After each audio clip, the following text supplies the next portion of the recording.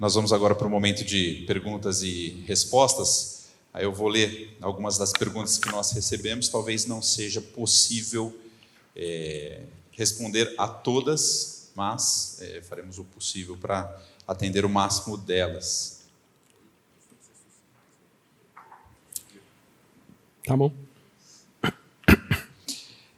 A primeira pergunta, na verdade, só para fazer um comentário aqui, que a pergunta é: como trabalhar com os filhos bons valores e princípios oriundos de histórias de renome, de autores que trabalham a fé e suas virtudes, mesmo que indiretamente, como Lewis e Tolkien? Eu creio que foi a última palestra. Logo no início da palestra de ontem foi citado o nome de um livro que seria muito bom ler. Gostaria de saber novamente. Creio que foi A Abolição do Homem. Provavelmente, porque eu falei desse livro várias vezes. Eu falei de alguns outros, mas se não for esse, lê esse, porque vai ser bom de todo jeito. A Abolição do Homem, do C.S. Lewis. Tá. Agora, a gente recebeu algumas perguntas com relação a método, mas muito voltado para a faculdade. Então, eu vou fazer uma compilação delas aqui. Você disse que as escolas de hoje fazem sua propaganda com base no resultado do vestibular, Enem, etc. Diferentemente da proposta cristã clássica, que tem como foco formar o caráter do aluno. E as perguntas correlacionadas são: o método aplicado na educação cristã clássica pode ser aplicado até qual período? Primário, ginásio, ensino médio, faculdade? E os alunos formados pela educação cristã clássica estarão capacitados para entrar na faculdade? Até todos os períodos, não existe nenhuma limitação. Inclusive, as universidades americanas, quando foram fundadas, as primeiras, mais antigas, que foram todas fundadas por crentes, a maioria calvinistas, como Harvard e outras, elas eram clássicas. Elas ensinavam de forma clássica, eram universidades que ensinavam por meio das artes liberais. Então, não existe nenhuma dificuldade em que isso seja feito em qualquer momento. E sim, se é uma boa escola que aplica a abordagem da educação cristã clássica, certamente esses alunos estarão capacitados para entrar em qualquer faculdade, fazer qualquer curso que eles queiram, porque eles estarão aptos a aprender, coisa que hoje em dia a maioria dos alunos não estão. Então, nós cremos que, de fato, eles estarão além dos seus colegas de outras escolas. E ainda dentro desse tema, você poderia dizer algo sobre o desempenho dos alunos formados pela educação cristã clássica nos Estados Unidos em comparação com as escolas seculares? Isso. No Brasil, a gente não tem resultado, porque é muito recente. Nos Estados Unidos, eles têm muitos testes padronizados que são feitos lá. As escolas cristãs clássicas, em geral, os alunos que saem de lá estão entre os 15% melhores alunos do país inteiro. Então, é uma educação que forma a elite do pensamento. Disso quase não se tem dúvida. E, além disso, a outra coisa é que os testes... Tem um teste que chama Peirce, que é um teste que avalia a cosmovisão dos alunos que saem dessas escolas, e eles fazem isso nas escolas clássicas, nas escolas confessionais não clássicas, com alunos de homeschooling, escolas seculares, com todos os grupos. E os alunos das escolas cristãs clássicas são os que estão acima de todos os outros grupos em termos de ter uma cosmovisão mais alinhada com as escrituras. Em geral, eles estão mais de 70% alinhados com a visão bíblica de mundo, enquanto os alunos que saem, por exemplo, de escolas seculares, é menos de 10% de alinhamento. E ainda no tema, uma pergunta correlacionada. Essa questão das escolas apontarem como receita de sucesso apenas entrar na faculdade, não seria um problema ou pecado a ser tratado nos pais? Porque hoje vemos pais superprotetores que não permitem que seus filhos sofram ou errem em suas vidas. Muitas vezes, nem que involuntariamente impulsionam seus filhos a terem o sucesso que não tiveram. E para o mundo, isso é a faculdade. Tá, se eu entendi a pergunta, sim, isso eu acho que claramente é um problema, e nem só os cristãos acham que isso é um problema, né? De fato, se um pai ou uma mãe tenta colocar no filho as suas expectativas frustradas, isso é um problema. Talvez aquele pai que a vida inteira quis ser, sei lá, engenheiro e nunca foi, e aí ele tenta forçar o filho a ser engenheiro, porque ele se frustrou com isso na vida, então ele quer colocar essa frustração em cima do filho. Acho que isso é um problema em qualquer circunstância. Não é para isso que os pais foram chamados, para pesar as suas frustrações sobre os próprios filhos.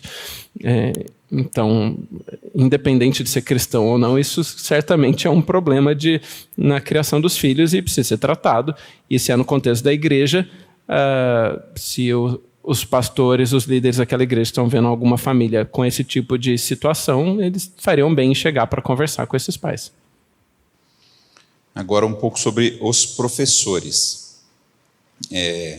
Tem um relato aqui de professor que precisa tratar a questão de criança e transgênero, que os cristãos eles são colocados como extremistas e sempre tendo que se posicionar sobre, ou não sobre a sua fé, né? Então, diante disso, na condição de professor cristão, eu devo agir de acordo com os princípios da fé, exercer minha profissão e buscar qualificação acadêmica, sem abrir mãos desses princípios. Você coloca valores, mas a gente entendeu o que é princípios, e ao mesmo tempo sem me tornar alvo de perseguição. É possível isso?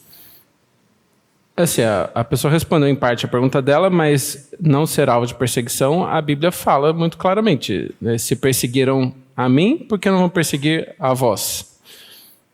Então, se você não quer ser perseguido, não seja cristão, vai ser alguma outra coisa. Né? Tem várias outras coisas que você pode ser que não vão te perseguir. Se você for cristão, você será perseguido. Se você estiver fazendo do jeito certo, pelo menos. Se estiver fazendo do jeito errado, aí talvez seja mais tranquilo. Algum grau de perseguição sempre haverá. Nós oramos para que haja o mínimo possível, porque ninguém gosta de sofrer. A gente não se joga na perseguição como vem aqui e me persegue, né?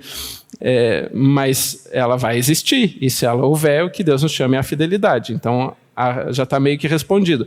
Devo ser fiel aos princípios? Se você é cristão, obviamente que sim, é isso que Deus nos chama. Agora, o que eu diria de forma adicional é que se você é um professor e está trabalhando numa escola que não é cristã, você faria bem em mudar de escola. Eu acho que você tem muito mais a contribuir numa escola cristã do que numa escola secular, onde você será forçado pelo seu empregador a ensinar as coisas de uma perspectiva mentirosa. Então, você fará mais bem em estar num outro ambiente. Que era a próxima pergunta, que é diante de toda a realidade exposta com respeito à escola moderna, como um professor cristão que é concursado ou contratado em uma escola privada que usa o método moderno deve se comportar, permanecer ou não submetendo-se ao método. Permanece ou não submete ao método? Pois já está respondido. A gente, brasileiro, tem uma fixação com concurso, né? Então, a gente tem uma coisa que se você foi concursado, você não pode jamais abandonar o seu concurso, né? Eu abandonei e continuei vivendo. Então, a vida após o emprego público, eu era concursado e eu simplesmente pedi exoneração e saí. Então, é possível, e você talvez não morra fazendo isso. Não por isso, pelo menos.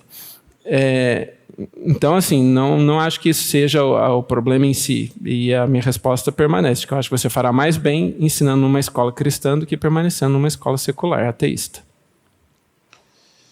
Como encontrar professores capacitados a trabalhar com educação cristã clássica, visto que a formação universitária é totalmente contrária a este modelo?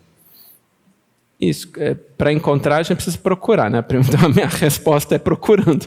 Eu não estou fazendo xiste com a pessoa, mas você precisa procurar, ir atrás, conversar. E tem muitos professores que estão por aí, como a situação anterior, que são cristãos e que estão numa escola ruim e que não é cristã, e estão sofrendo com isso, e estão doidos para ir para uma escola cristã. É só você dar oportunidade. Abre a escola, abre vaga, que eles vão aparecer. Então, vão que é super fácil e que eles vão estar 100% treinados. Tem todo um trabalho que vai ter que ser feito. Mas, se Deus está mandando a gente educar os nossos filhos dessa forma, e se você obedece, você acha que ele não vai te ajudar a achar um professor? Só se ele fosse muito sádico. o Deus que eu creio não é sádico, então ele vai te ajudar. Amém? E a pessoa da pergunta anterior, procure a pessoa da pergunta agora, né? É o quê? A pessoa da pergunta anterior, procure a pessoa que fez essa pergunta agora, porque um está procurando emprego, outro está procurando professor. A educação clássica tem apenas um método que é aplicado em todas as escolas ou existem métodos diferentes até dentro da educação cristã clássica? Não chamaria de método, mas tem abordagens diferentes, dependendo do lugar, do tempo. Como eu disse, ao longo do tempo houve várias mudanças. Tem algumas escolas que seguem uma linha mais parecida com a linha proposta pela Dorothy Sayers, que é alguém de quem eu falei quinta-feira, acho. Se você não estava lá, procura saber um pouco depois da Dorothy Sayers. Então, tem algumas escolas que seguem essa linha, que usa a linha do Trivium, tal, conforme ela explica. Tem outras escolas que seguem uma outra linha, que foca mais realmente nos livros e não se foca tanto na questão das fases do desenvolvimento cognitivo e tal. Então, tem abordagens distintas. O importante é que todas tenham essa preocupação que eu falei. É uma preocupação de preservar a tradição, de trabalhar com os grandes livros, com as artes liberais, com a linguagem, com os números e desenvolvimento das virtudes, da sabedoria e da eloquência. Dentro disso, tem certas variações que são possíveis. Como distinguir para os alunos de uma escola cristã clássica a leitura de uma boa ficção com a leitura da palavra de Deus? Eu não sei se eu entendi a pergunta, mas não existe essa dicotomia, eu não vejo essa dicotomia. Você vai ensinar a Bíblia, você vai ler a Bíblia com eles, você vai ensinar a Bíblia, e você também vai ler literatura com eles. A diferença é que você fala, olha, a Bíblia é o livro de Deus, é a verdade, onde nós buscamos a verdade. E tem outros livros que nós lemos para ter um tempo bom, para divertir, para despertar a imaginação moral, para outros motivos, mas que são metáforas. E acho que a criança consegue perceber a diferença. Às vezes a gente subestima demais as crianças. Elas conseguem perceber a diferença entre o que é metafórico e o que é mais real. E se não percebe em um momento, você vai explicar e ela logo vai perceber.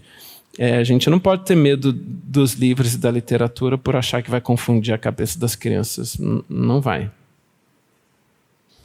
E aí, dentro desse tema, se vou ensinar os meus filhos a terem caráter, virtude, através de histórias, como não corre o risco de apenas tratar o aspecto moral e perder a razão pela qual fazemos o que é bom, belo e verdadeiro, moral pela moral, e não a glória de Deus, o Pinóquio nos ensina que não se deve mentir porque é ruim, ou a mentira é ruim porque é pecado contra Deus. Então, o livro não fala isso. O livro mostra a situação. Quem vai falar isso é você, o pai, a mãe ou o professor.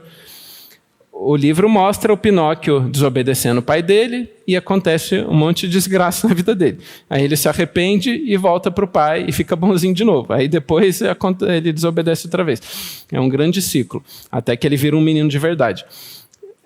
O livro não fala se é pecado, se não é. Não é essa a preocupação do livro, porque não é um livro teológico. É um livro de história infantil. Quem vai discutir as coisas depois é você, é o seu papel como professor, como pai, como mãe, apresentar as coisas da ótica cristã como nós enxergamos.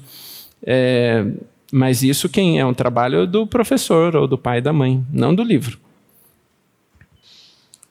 Aqui há alguns pedidos de recomendação de autores de fantasia ou que possuem bons princípios em seus livros. E aí uma correlacionada os mitos gregos, eles têm o mesmo valor dos livros clássicos? Recomenda a leitura deles? Sim, eles fazem parte desse cânon dos livros clássicos. A gente vai trabalhar com esses livros aprovados pelo tempo. Essa é a verdade. Se tem um livro que há 1000 anos está todo mundo lendo falando que é bom, é porque deve ser bom mesmo. Se tem um livro que há 500 anos as pessoas falam que é bom, então ele deve ser bom. Use esses livros. Vai ter uma grande quantidade de livros, não vai ter falta de livros, pode ter certeza. Se você quer autores um pouco mais contemporâneos, também tem muitos bons, você pode usar. Mas volta sempre para os mais antigos, sempre que possível. São mais testados. Mas tem vários autores contemporâneos que são bons. O Roald Dahl, por exemplo, é um que eu gosto muito. Os livros dele são super inventivos.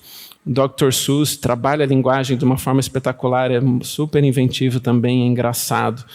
E tem vários outros. Eu cito um monte de britânico porque eu sou apaixonado por literatura britânica, mas tem outros em outros lugares também, né? Que a gente também pode encontrar.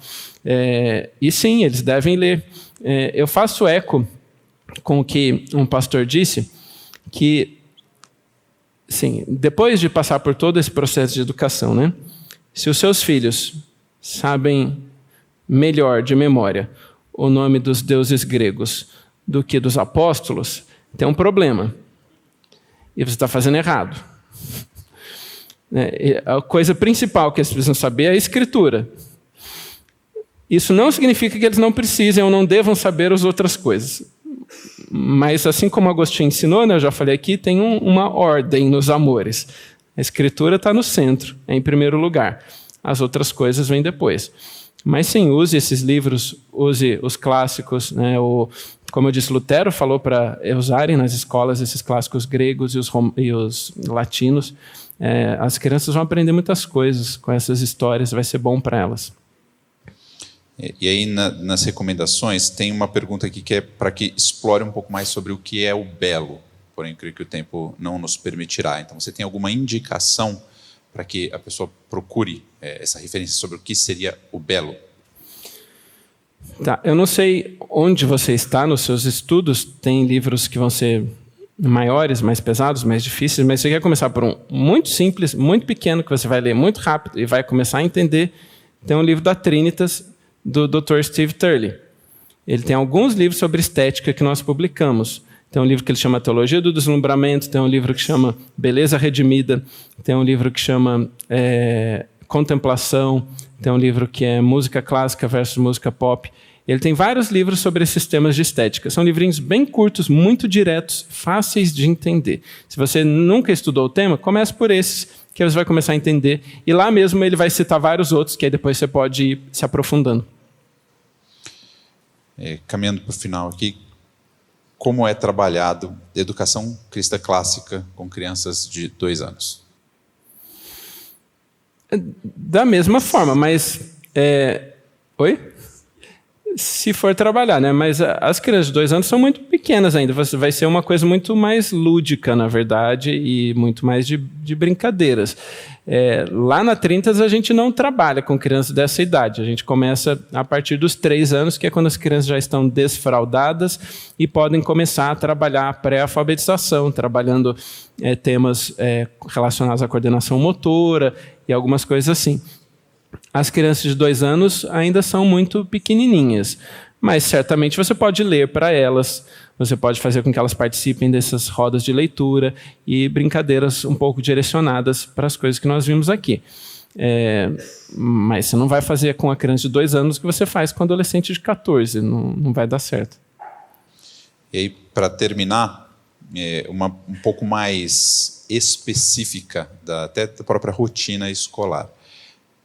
Uma pergunta sobre como seria o momento de leitura em voz alta, se é algo que a professora faz sozinho, se é os alunos que o fazem, se todos leem, e como seria essa festa do final da leitura de um livro. Tá.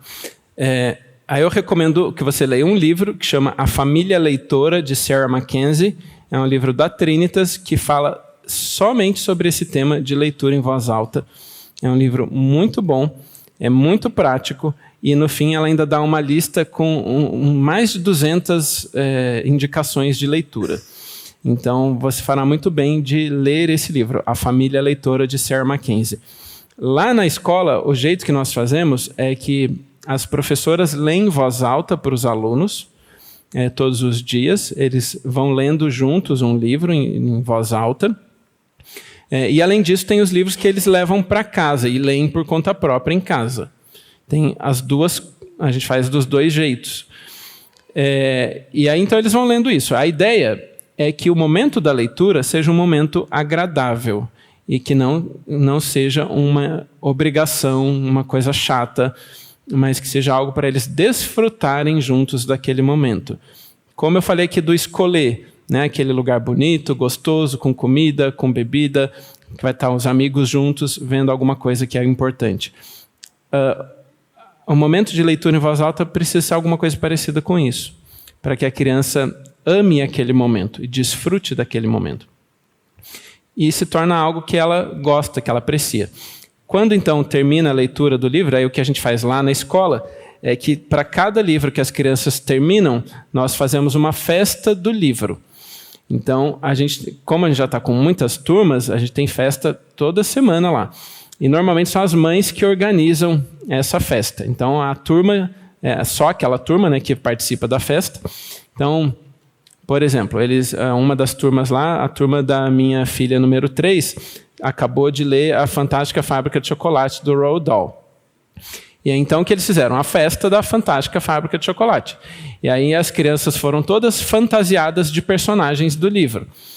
E aí cada um foi lá com uma roupa, e cada um levou um prato de comida, levou uma bebida, e eles tentaram recriar um cenário do livro lá na sala onde a gente fez a festa.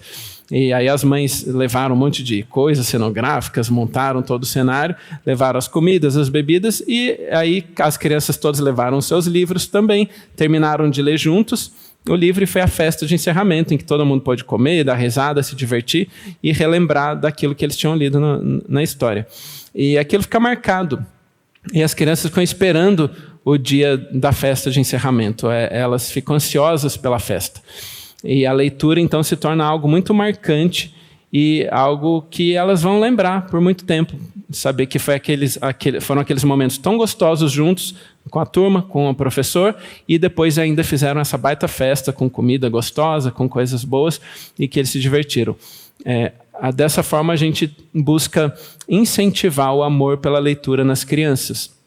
E, de fato, a gente vê isso acontecendo, né? Claro que tem uns que se destacam mais do que outros na leitura, como em qualquer coisa na vida, né? Mas a gente vê que, de uma forma geral, os alunos acabam apreciando mais a leitura, gostando de ler e se envolvendo muito mais com os livros. Aquilo acaba sendo algo natural para eles. E uma outra recomendação é que você sempre deixe os livros à mão das crianças. Elas precisam ter acesso aos livros. Então, na sua casa, tanto quanto na escola, deixe o livro numa altura que ela alcança, para ficar completamente livre para ela pegar a qualquer momento, abrir, mexer, manipular e olhar, mesmo que ela ainda não saiba ler, que ela possa pegar e manipular o livro. E aí aquilo vai se tornar algo natural para ela. Era isso, obrigado. Então tá bom. Obrigado, boa noite.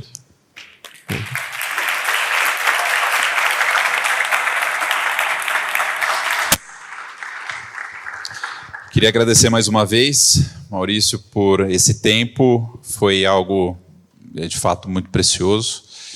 Pudemos aprender bastante e ainda há muito a que se aprender, né? Nós estamos apenas começando a tratar sobre esse tema. Então, se ficou alguma outra dúvida, se vocês tiverem algum questionamento, vocês podem procurar a gente da Logos, vocês podem procurar também o Marco, da Escola Cristã Clássica de Londrina, que a gente vai ter toda a alegria de tratar esse assunto, e aquilo que nós não soubermos, buscar quem pode nos ajudar também, para que a gente possa aprender juntos. E se você tem filhos em idade escolar, não se esqueçam dos princípios para escolher a escola.